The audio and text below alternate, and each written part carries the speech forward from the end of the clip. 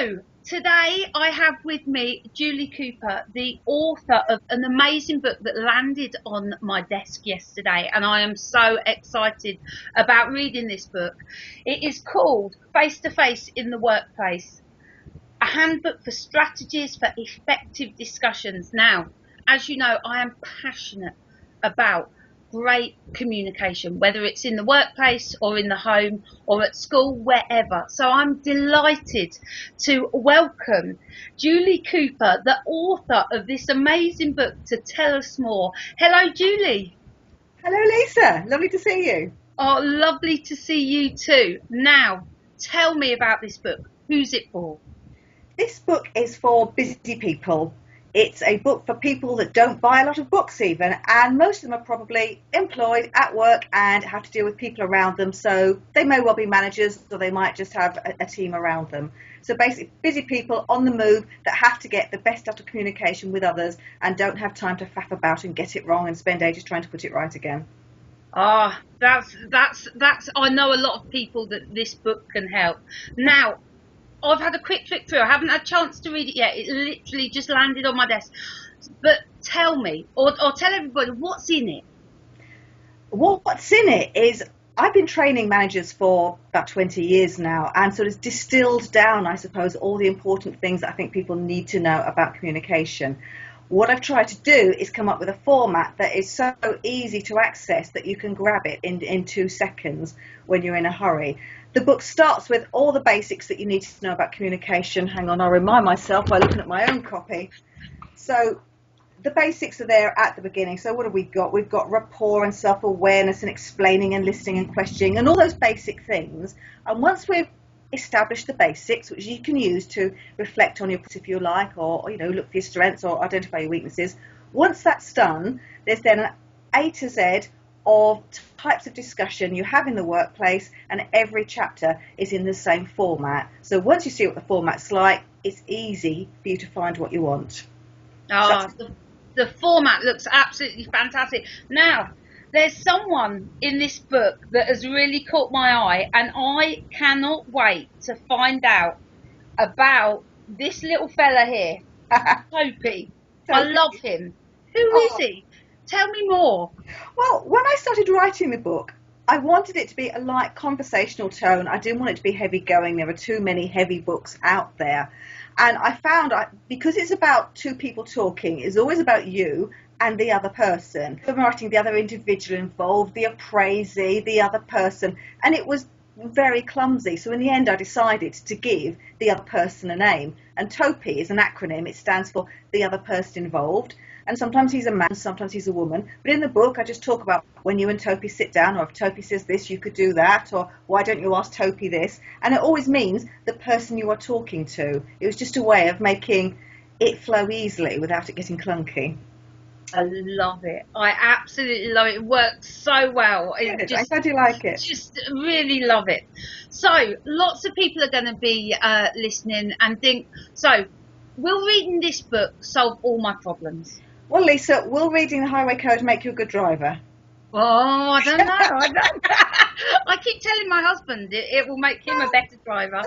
Theory is not the same as practice. I am a trainer, and you can't beat actually sitting down with people, whether individual or in a group, and actually putting them through their paces and giving them feedback and helping them with exercises. But there's a long way you can get just by looking at a book. So what you can do is prepare for those conversations, and I hope what it will do is make people realise what they need to do before they sit down. So each chapter has the definition. So if it says appraisal and you call it performance review, you can check you're in the right section.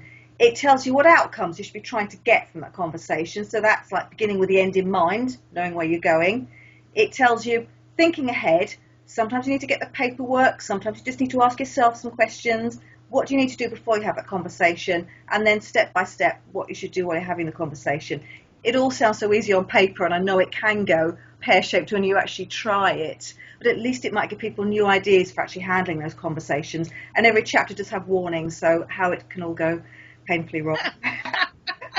So that's really, in a nutshell, how you use it. If you're having a discussion about a particular area that you can actually go to that chapter, and then you've got all those different steps there Yep. to prepare, to Yep. as you said, to see, even how it could go wrong. That is that's really good.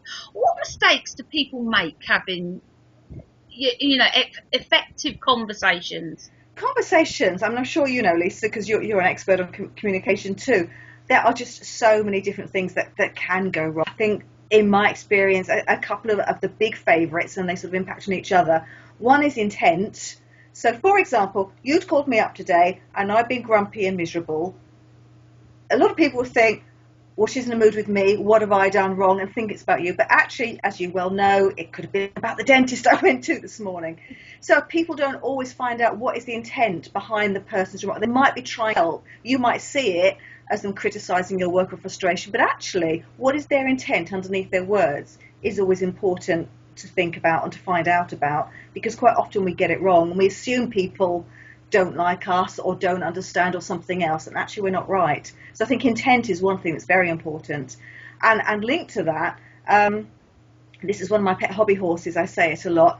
I think one of the biggest skills gaps that I see in managers I train is their ability to explore a situation and find out what's really going on. They don't ask the right questions to get to the heart of the matter, and they make decisions then based on the wrong information or insufficient information or on assumption, and then wonder why it goes wrong. So learning to explore and looking for the intent behind will get you an awful long way down the right road. Yeah, I agree, and you're right what you say about taking time to ask the right questions. Absolutely. For me, Yeah. it's fundamental, and that's where it can all go wrong. Julie, the book looks absolutely amazing. I cannot wait to sit down and have a good read. I love the layout. It looks absolutely fantastic. Well done. I think it will be a brilliant resource Thank you. for many, many people. So, when's it out? When can people buy it? And where can we find you? It's out on Monday. You can get it from, it's got its own little website called face-to-faceintheworkplace.com. You can buy it there. It's also on Amazon. The Kindle version isn't quite ready yet, but it will be soon, she says, with her fingers and toes crossed. I'm very happy to go to organisations to talk to them about how they can use the book, how they can implement the training, or just to train the managers to help people use the book so that they can solve problems themselves. And I'm at springdevelopment.net. Oh, that's wonderful, Julie. The best of luck with the launch. Oh, you're very, very welcome. It's a brilliant resource, and I look forward to speaking to you again Talk to you soon, soon. Lisa. Yeah. That's brilliant.